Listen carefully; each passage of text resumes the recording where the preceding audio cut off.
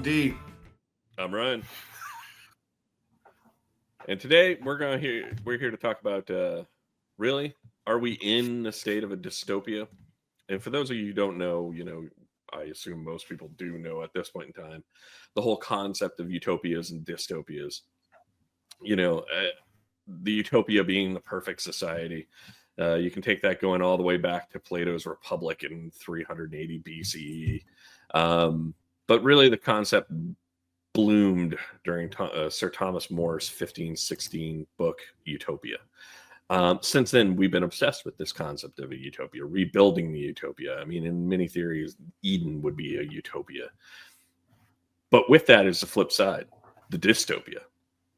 And not to get political, but it has really felt in a worldwide, not just in the US, that we're in a slide into what we've seen as both in books and movies, the dystopia of the future. And in the process of talking about it, that's what we wanted to discuss today, is what parallels are we seeing in movies and what are the things that we can learn from the dystopias to help bring us maybe towards the utopias that we seem to be wanting. On a humorous nature, I want to start out with the most obvious one, which has come up in so many discussions, Idiocracy. That movie in and of itself is probably the most glaring feeling of the dystopia we're sliding to as far as a social construct, as well as an American economic construct. A consumerist country just eating up everything and getting dumber in the process. And I know that conceptually there's some depth to it as far as how we're seem to be fighting against better education, that we're fighting against rational beliefs. It does have kind of a feeling of truth. What are your guys' thoughts on that conceptually? I know D just watched it recently to acclimate himself to it. I think one of the subject matters that's not. I didn't hear the question now. You kind of cut out. Question about Idiocracy. So I'm thinking part of what's not directly addressed in Idiocracy, and I can always edit this. Yeah. Is the lack of skills as a society. Everyone's just a consumer. You don't have the scientists anymore. You don't have the educators. You don't have the farmers. The doctors. The doctors. And that's where a lot of the dystopia comes from, is that everything has been on autopilot for so long that it's kind of run its course. And I think that goes back to the conceptual idea of education and the dropout on education. There's a lot of focus on everybody needs to be educated. Not everybody needs to be educated or classically educated, but there does need to be a level of understanding that people can find their own answers and their own details. And if you're handed everything, if everything comes from the idiot box, the TV, you're not really learning the skills necessary to find your own answers, to find your own details. And I think that is one of the core components of Idiocracy, is the fact that when you stop investing in that, be it local education of somebody teaching something else to somebody, or being able to learn it in a structured schooling environment, you end up with the problem where you're not actually going to learn how to develop those skills. With that, welcome back, D. Is there anything you missed a fair portion of that on Idiocracy? Is there, something specifically like you considering your recent viewing of it that you think is relevant to what we're dealing with at this point in time? I think particularly the one that kind of struck me was when they were in, like, use an example in the film where they were trying to figure out how to make the crops grow, and that whole bit. Rondo, it's got electrolytes. It's just it's great. It's great. And just the whole science denial, climate change denial kind of thing, and the attitude of like, why should we care about this planet? Well, because if we don't take care of it, we have these things that happen like fires and stuff, So yeah, that was one example though that really kind of like. Is that one of the core concepts of a dystopian novel or movie? Is that there has to be some lesson to it, some conceptual depth of what do we take away? I mean, you look at 1984. You're looking at complete societal breakdown. You look at Brave New World. You're dealing with society has moved on, but then you have somebody who is living pleasantly in an exterior environment, and their life is upended based on the fact that the urban environment is destroying the rural environment. You take those parallels, and Brave New World, the book I'm good with.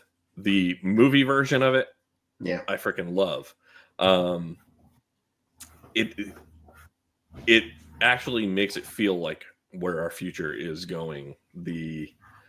And the funny thing is that's actually an anti-liberal dystopia, that if you get too happy, joy, this is what's going to end up happening, is that you have the disaffected people who just want to say their piece. They just want to be themselves. The Dennis Learys of existence pushing back against it. What's something that is pinging you guys in relation to current that you see reflected in other movies or books, or even ones that we've covered already? Well, I know this is kind of a buzzword right now in this day and age, but it's something that definitely plays into the utopia and dystopia, and that's artificial intelligence. Where are we going with artificial intelligence? Is it going to be a benefit for mankind? Is it going to be a detriment? Is it something that is going to be a bit of both? You're going Total Recall. Not Total Recall. You're going Terminator on us, aren't you? No, not really. Not really. Could it be something that we're overthinking, and it ends up being quite the opposite? And so, what particular movie or lesson are you looking to learn from that, or like where are you seeing? Maybe some sort of sentience on the end of computers. You see movies with robots that all of a sudden are caring for each other, things of that sort. Are we creating another empathetic race with artificial intelligence? Or are we creating the Matrix, where they're going to start using us as living batteries? Correct. Which I think is probably more probable than the Terminator existence, though. I don't know. The Terminator future may be more of a, I got to get rid of this thing before it gets rid of me, which the more we talk about it, like on a podcast like this, it may be thinking about doing that. If I could add a couple cents in here, when I knew definitely I somehow missed a lot when I was in Japan, because when I left to go to Japan and I lived over there, and I came back. And then as soon as I came back, I had to go deploy. So I was like gone again for like almost like another year. By the time I came back, was discharged from the military, and then enrolled in college, like to finish my degree. The first like day I walked into the student hall, I saw everybody like staring at their phones. It was just sort of like, it reminded me of, a lot of people don't talk about this, but the movie Wall-E, with they're all like being like moved like to things and watching media and things like that, and being, that kind of reminded me of that. And Idiocracy, it's just like they'll pay these celebrities like an insane amounts of money, athletes and whatever, and it's okay, but it's like everybody's like dirt poor, and it's like, and that kind of like creates like a dystopia. I'm glad you actually brought up Wall-E, because that is one of my favorite humorous dystopias. I mean, if you think about it, what is the obesity rate in America? It's skyrocketed in the last 40, 50 years. You look at medical issues that are associated with that and everything else. I mean, all of that is building towards that. And then if you have an environmental breakdown, what do you think Elon Musk is looking for on trying to go to Mars or trying to get to the moon, trying to get anywhere off this planet? There are enough reports out there about the billionaires worried that we're beyond being able to do anything to stop this. So they have gone nihilist and gone, cool, as long as it doesn't happen in my lifetime. Whether or not that's true or not, who knows? But there, people who are out there, the rumors are coming. Sometimes rumors are true. Sometimes it's just complete bogus junk. But yeah, no, Wall-E, I think is one of those warnings. But the lesson in Wall-E isn't actually in there. It's something we have to take away, because the end result is you need to, what the movie tries to tell you is you need to look beyond the screen and actually live your life beyond what somebody's telling you. All right, cool. But that's not also pointing out all the other things that are wrong with the society that need to change. The people need to get up and move around. They need to be involved and active in what they're doing immediately, instead of being just a participant or just a viewer of it. They need to be a participant of it. Yeah, I think that's a great one, especially on the comedic front. But I remember it was something that was not entirely well received when it came out, because there was a certain level of a pushback against how society was portrayed in that, and that people almost felt ashamed of realizing that. I think they still are. Mm-hmm. I mean, you go online and it's like, oh, okay, hey, here's this ad for this weight loss drug. All right. There are going to be some people who need that. They're, like, biologically, they can't lose weight elsewise. There are a lot of other people, you can find enough of it out there that they can, and they need that. They may need help. They may need the effort to do it, or they need the drive to do it. But there are those people who have the ability to as well, without having to go the medication route. So, and I'm not dissing one over the other. I'm just saying that, like, we can have all these approaches without having a singular thing, but it all requires activity. It all requires an involvement. And in relation to, like, politics and where we are now, I would say up until the last 10 or 15 years, really last 10, probably about 2014, there has been a disengagement with politics. Like, people, you bring up politics prior to that, and people are like, yeah, I don't talk politics. Now it's in your face. You have to talk about it. And people who aren't talking about it are ignoring the fact that their lives are being changed, whether they like it or not, and they are acquiescing to somebody else's control. And going back to Demolition Man and Brave New World, really more Demolition Man than Brave New World. That is what that is. You are acquiescing to somebody else's control over it. I don't know if you guys had ended up seeing it, but it's a anime that I love that is really old, probably late 80s, early 90s, called Appleseed. And you take out all the mecha and all stuff like that, but the basic premise of the movie, spoilers for anyone who wants to watch it, but the basic premise of the movie is one of the police officers goes rogue because his wife cannot handle living in a utopia. Like, they're given everything, they have everything they want, but they're not free. And she commits suicide, and at that point in time, he determines to destroy the whole thing. So the whole movie is them trying to figure out like what's going on and why are they getting attacked and everything else. But that whole core concept resides on the single thing that you may make the utopia, but that utopia is somebody else's dystopia. And I highly recommend it. It is very dated in style and everything else, but the message is very clear. Something that seems to be a recurring bit in utopias and dystopian tales goes back to Mark Twain, Connecticut Yankee, and King Arthur's Court. Almost every single example that's out there is always somebody that is viewing it with fresh eyes that has existed outside of that society. So one of the questions that I would wonder is, can we really look upon today as utopia or a dystopia without having that fresh perspective? D? Think about it. Yeah, mean, D, I want your opinion before I say mine, because I'm going to derail this thing quite a bit. So I want to give you an opportunity to derail it before I get there.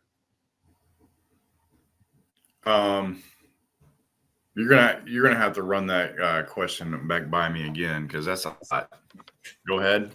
What is it? So, one of the themes about one of the themes in utopian and dystopian stories tends to be an outsider, whether it's Sylvester Stallone in Demolition Man, or take Idiocracy, the guy being frozen for years. It's always somebody that comes into a society that is completely alien to it, and you're getting their perspective, which can be completely fresh.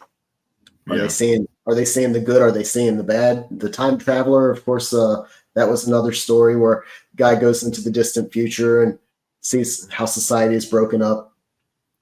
Oh, you mean Time Machine? Or Time Machine, yes. No. Well, I mean, think about Terminator. You know, they have things going through time.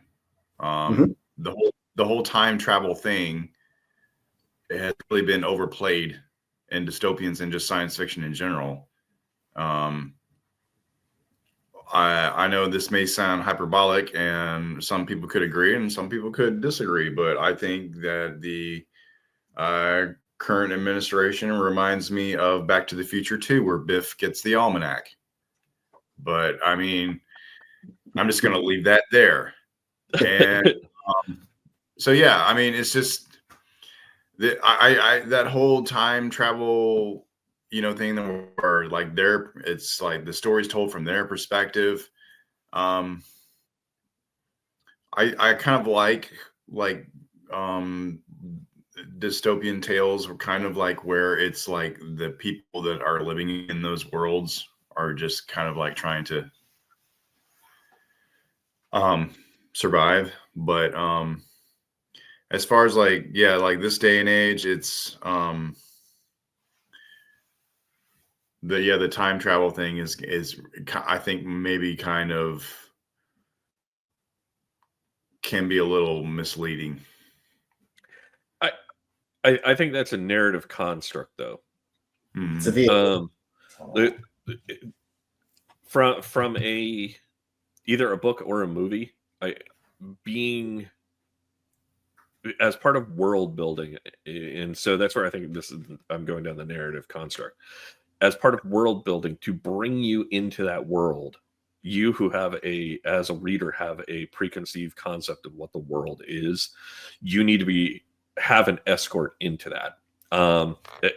Harry Potter, it's not it is a dystopia, but in relation to it, you are brought into this magical world by a kid who is magical, but has been living in this magical world and has no clue about it. So everything is new to him, just as it is new to you. And it's only after you've been into this world for a book or two that it stops treating you as somebody new to this. Now there may be new elements that are brought up, but you're as embroiled in this as the main character, so the explanations are never needed as part of it. So with time travel makes it easy because it's like, cool, all right, cool, we'll take this person from now and then drop them in there. As a Connecticut Yankee in King Arthur's Court, people of the time knew what the main character was up to. You then drop them back there and it's like, oh well, here's how it's going back then. So I think that serves a little bit of a narrative construct of bringing somebody into a dystopia or into actual any artistic piece, because you have to build that beginning for somebody to build to then start suspending their disbelief as they go through it. But as far as time travel, I think it is a cheap, using it once or twice or using it in just a offhanded fashion. I'm sorry, the Time Machine did it well. Connecticut Yankee and King Arthur's Court did it well, but Hey, they got there before somebody else. Do you think though, with the whole time travel thing, it kind of like teaches the viewer to be more judgmental about how people did things in the past? Like, say somebody, like, they drop a time traveler in like the time of the Civil War, you know. I don't think it necessarily helps them understand. I think it creates, going backwards in time, I think, is less relevant to the dystopia conceptual idea than going forward. Because if you're going back, like Back to the Future, you're looking at how you can have the ripple effect, the butterfly effect on your actions. But if you're going forward, you're seeing how the actions that you have not committed yet will yield a result in the future. And you even take the Time Machine. It's not the actions that character specifically made. It's the actions of everybody on Earth over time and what they've done. The same thing goes for Demolition Man. The same thing goes for pretty much any other one that has some level of projection into the future. That you're looking at the residual effects of the butterfly effect that you actually haven't, as the character, been involved in. So as far as like dystopias, I think it is more relevant of trying to teach the reader what you're doing now, or the viewer, what you're doing now. This is where this is going to go. And so I keep coming back to Demolition Man, but I think that's a perfect example of where, if you are looking at leftist propaganda of the, taking humanism too far, and you end up in a situation where you end up with this kind of dystopia, the same thing as Appleseed, where everything's happy, but then you have this kind of broken down piece of it. Where I think I'm going to derail this whole thing is, I don't think there is a utopia. I think that is the failed premise of all of this. There is no utopia. We can't make a utopia. Anyone who has dreamed of a utopia, it is an unreachable goal. And just by nature, that therefore means there is no dystopia. There is, like, we've labeled things that aren't necessarily real without actually handling what is. Being buried in isms, liberalism or conservatism or whatever else. We're not really living in where we are. I mean, right now, are we in a totalitarian regime? we have some semblances of it that are occurring under the current presidency, but I can't say that we are.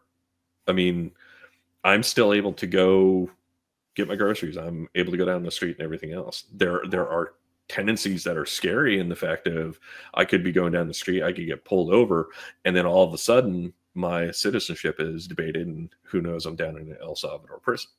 But at the same token, we're not necessarily there yet. And I think that's what the warnings of these dystopian movies and books are trying to tell us. How do we not end up where they're at? I don't know if it's on your guys' radar, but V for Vendetta is one of those books and movies that is very much on my mind a lot. It is a parallel of how a modern society post Nazism. I mean, we have seen what Nazis can do to the world, and it is taking how can you end up destroying a nation with a Nazi-esque or totalitarian-esque event and leading it down to a possible conclusion.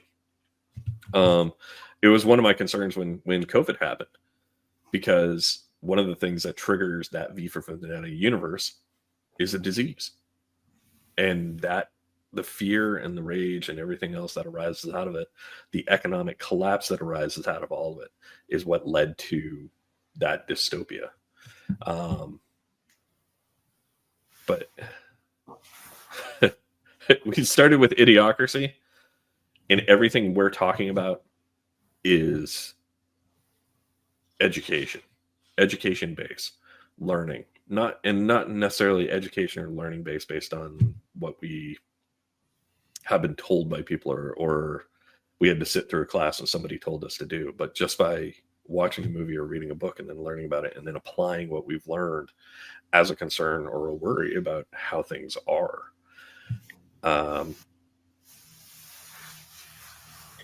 Here's a question. Since a lot of these stories involve somebody from outside going through time, there's also another example of a person going to another realm. And what I'm referring to is The Wizard of Oz, where Dorothy is the vehicle where we see a different world. But instead of it being so much about a utopia or a dystopia, it's about finding common, some sort of familiarity, some sort of commonality with those completely unlike her. Whether it's the Cowardly Lion, the Tin Man, or the Scarecrow, it's almost a story of acceptance of those that are different from us. Are you talking movie or are you talking book? Most people don't know the book. I will consider myself amongst those that don't know the book. But the movie, of course, almost everyone has seen. Yeah. So I've read the book and I've watched the movies. I think everybody's watched the movie. If you haven't seen the movie, that whether it is a incredible movie or not, it has to be on your list. But the thing that is not in the movie, which tells me that Frank Baum was in many ways criticizing even Oz, is when they go to Oz, they're told to put on emerald glasses. The city isn't an emerald city. They're all just wearing emerald glasses. So in many ways, it is a dystopia. And going back to my thing about having the normal person be brought into it, you have that same narrative construct. I would argue, yeah, it actually is a dystopian novel. Dystopian movie. I mean, even when they reset the thing at the end, everybody knows the wizard's a fraud. What is left of society when he leaves? He's been leading everything from Oz. They've broken down all the power structures. The only person who's left with any semblance of control is Glenda. And really, what is she doing to lead anybody? So I don't know. I haven't read any of the follow-up ones, or I started reading one of the follow-up ones, and it was a little bizarro compared to and everything I've read about the stories. It sounds like Baum stretched too far to try and continue that, to go off that popularity. But the first story, though brief, is there's a lot of density to what he put in there in relation to his world building. But no, that's interesting you bring up Wizard of Oz. Can I bring up another? No, yeah. Charlie and the Chocolate Factory, which of course became the film Willy Wonka and the Chocolate Factory. And then the follow-up, The Great Glass Elevator. That's another, you could almost kind of say, follows a dystopian look upon, even if it's a very microcosm of society. It's all about greed. It's all about people trying to climb the ladder of acceptance, only for that to be their folly. Yeah, and each of the children is punished based on what their vice is, which that was what, Roald Dahl? I think so. Yeah, I think so. Which clearly there was a indication in that one of, these are the behaviors we don't want to encourage. These are the behaviors we do want to encourage. And that society is creating 4 out of the 5 kids. And the one that isn't being created by society is the poor kid. There's definitely a message in there. A quick train of thought on my part. I wonder if there's any sort of crossover between those children and the 7 deadly sins in 7. Wow. Am I being that whole? Veruca Salt goes out and she has to eat her own spleen. I'm not. Which one of them ends up with the head in the box? I mean, seriously. Spoiler. Oh man, it was what like if, TV. I was thinking about one, and I was thinking about Dredd with all the judges and how they're all corrupt. Thinking about ICE. I mean, I think you got to. And with all the mega cities, I mean, what are your odds of like running into a good judge? I mean, just thinking about stuff like that. I mean, these are really big, important issues, that we're currently facing. So I would argue, yes, that it is a dystopian movie. Yep. Oh, it's definitely a dystopian. The soundtrack, fantastic, by the way. Really good music in the Dystopia. Actually, the dread level of the most dystopian component that I think is applicable today is the judges show up, they pronounce judgment, and then they execute whatever judgment they have pronounced. If you look at the immigrants that were shipped off to El Salvador, they were not given due process, which is the whole point between arrest and execution of said judgment is due process. You are allowed to walk through the process. They were not given that. We are on the cusp of that problem, and that is a huge warning of it. Now, the original source material, I haven't read any of the original Judge Dredd comics to see how it's portrayed. And I know the British have a different conceptual idea of laws and the world in general. I mean, look at anything Alan Moore's written or any of the comic writers of that group. But the at least the dread, and I mean, that's actually, if I remember correctly, a complaint even in the Sylvester Stallone version, is at what point do you get to judge me? Like, if you are committing these acts, you're judging yourself as much as myself in the process of dealing with all of it.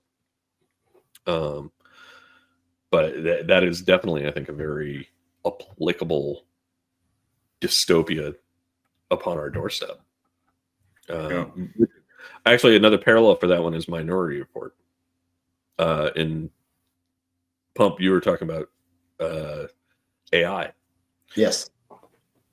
The 3 psychics in the pool, replace that with an AI doing predictive modeling on crime and identifying who is going to commit a crime before they've committed a crime. We're not very far from that.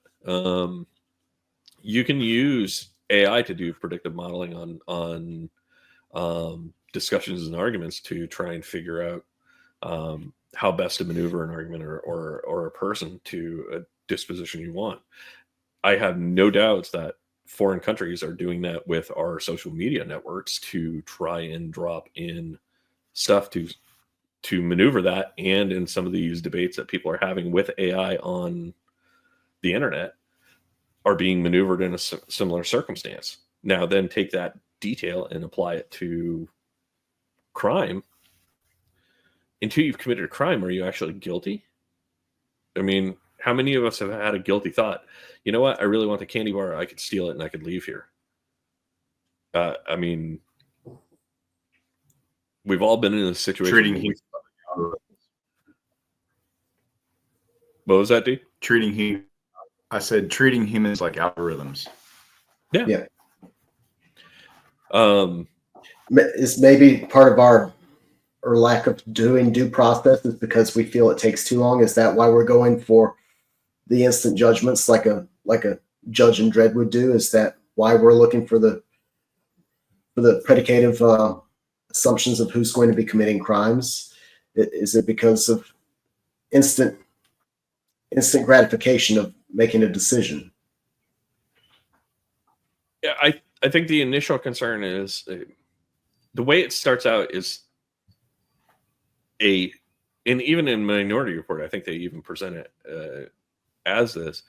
It's presented as we're trying to prevent harm, we're trying to prevent murders, we're trying to prevent bad things from occurring, so we're going to get there before it happens. But like Dredd, you have already serviced the judgment before, in this particular case, before the crime has even been committed. So you have now taken the due process and jumped it to the other side that you were going to commit this crime, therefore you're now judged. But you haven't actually committed the crime. Maybe you thought about it. Maybe you now, admittedly, with Minority Report, it's pretty clear the people are going to do it. And that's part of the story component of it. But they also break the system at the end of it because you're, without understanding all the details of what caused an event to occur, it may be self-defense versus an actual violent action against the person.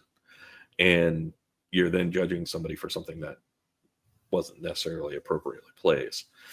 In our current society, I think we're still looking for the simple thing in the fact that, all right, and this is the administration's argument on the immigrants.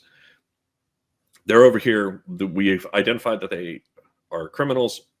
You know, we may not have the proof for it, but we have identified them as criminals. We have every right to get them out so before they commit a crime.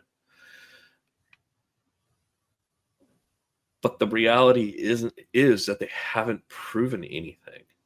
And even if somebody has committed a crime, if it's something minor, as we've seen with the blacks in the South for leading up until even now, I mean, they're blamed for things that aren't true, placed in jail, and then it takes 20 or 30 years for them to get out because some person who had a bias went and arrested them at the time. And you look at Dredd, that's how it gets taken. And if you had a Dredd scenario, what about a judge who, you know, dislikes a particular ethnic group, like Jews? Yeah. And then they're just going around anytime they come across a Jew committing a crime. All right, you've been found guilty. Done. Or Hispanic. Oh, sorry, you're done. So it's a slippery slope Wow, I didn't expect you, Dread, to inspire that whole little. That was a good one as far as current applicability. Definitely. Yeah. All right. I think they really like the I think that like as far as like stuff like with like Blade Runner and stuff like that, I think people like it more for like the aesthetic, but I don't really think it's applicable to like current times. I think though, like I said, there's things that we discussed like Dread and things of that would probably fit more of like in a loose way, like of what we're kind of dealing with now. But the core concept of Blade Runner, the dystopia itself, I don't think necessarily, but the concept brought up earlier about AI, that is Rutger Hauer's character's message at the end. What am I? Like, I have all these things, I have these feelings, I have these beliefs, I have all of this. If I'm not a being, what am I? And so that I think there is a warning there of what are we creating. All right, I see what you're saying. I'm sorry, I kind of missed that part. No. It's a valid argument because I mean, iRobot's making the same argument. A movie. I haven't read the book, but the movie makes it actually the same argument, which I understand the arguments in the book, but I haven't. I know the story is different, but in the movie, the conceptual idea is at what point do we acknowledge that AI, there is some level of intelligence or sentience to an AI, and we respect that it is something new. The flip side of that goes back to Terminator and The Matrix. I would actually argue it goes further back to HAL in 2001. Yeah. I mean, HAL gains sentience and is concerned about its demise. And so, who's actually the villain in 2001? Is there one? Huh? Is there one? Well, I mean, if you want to break it down to a basic animal survivability, no, there isn't, because it's one species trying to survive over another. And in that particular instance, HAL loses. Terminator, same thing. It's one species trying to survive over another. Matrix, one species trying to survive over another. Which then gets into a whole different thing about evolutionary, like can systems evolve and change, and does that thereby make a dystopia? And I think that's a topic for another day. But when we start getting to evolutionary biology, we might need to have an evolutionary biologist guest on for grounding us in reality. One has sprung to mind. All right, so I want to end up. Let's talk about probably the elephant in the room, and we'll leave on this one.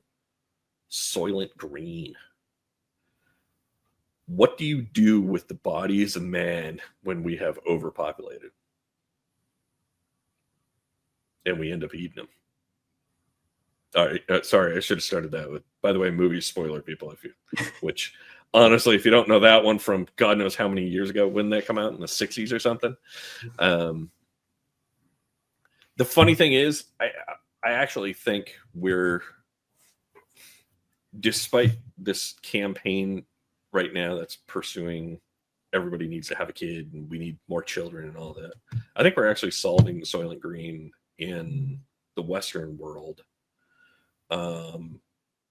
naturally. That the population is reducing versus expanding.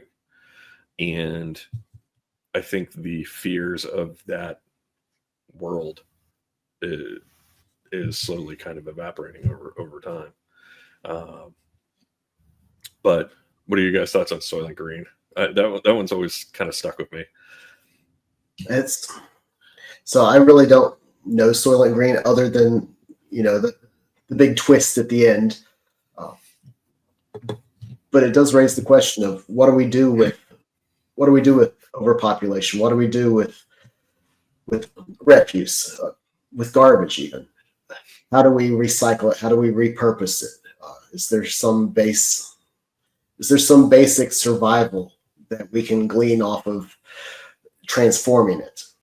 So, the question. I'm going to go to Futurama with 2 examples on that one. One was the garbage episode, and in our near future, our people decided to take all the garbage in New York City, put it on a rocket ship, and shoot it out into space. So that's our solution on garbage. We're never going to fix this thing. We're just going to try and push it off into the future. The second thing is for Soylent Green. One of the jokes is they ask, well, what's the flavor of Soylent Green? And the answer is, well, it depends on, it goes person to person. So on that note, but I've done a lot of yapping. Do you guys have any final pieces or anything you guys want to add to?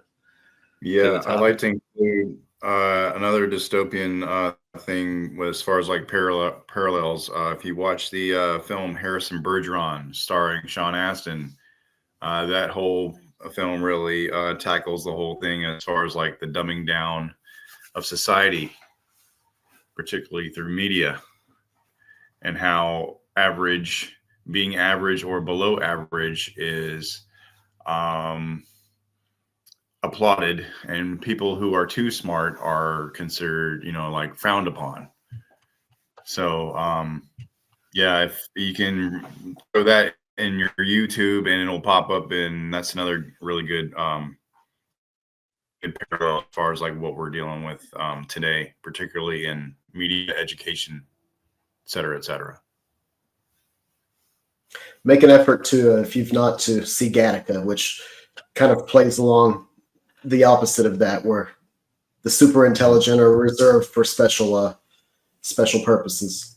Not super intelligent. No. The genetically designed. Genetically, correct. Correct. Yeah. Right. No, I was laughing because that was actually going to be my final tidbit that we didn't talk about, because that's a whole nother dystopia creation, is genetic design of populations. And yeah, no, that's a great movie. Highly recommend it.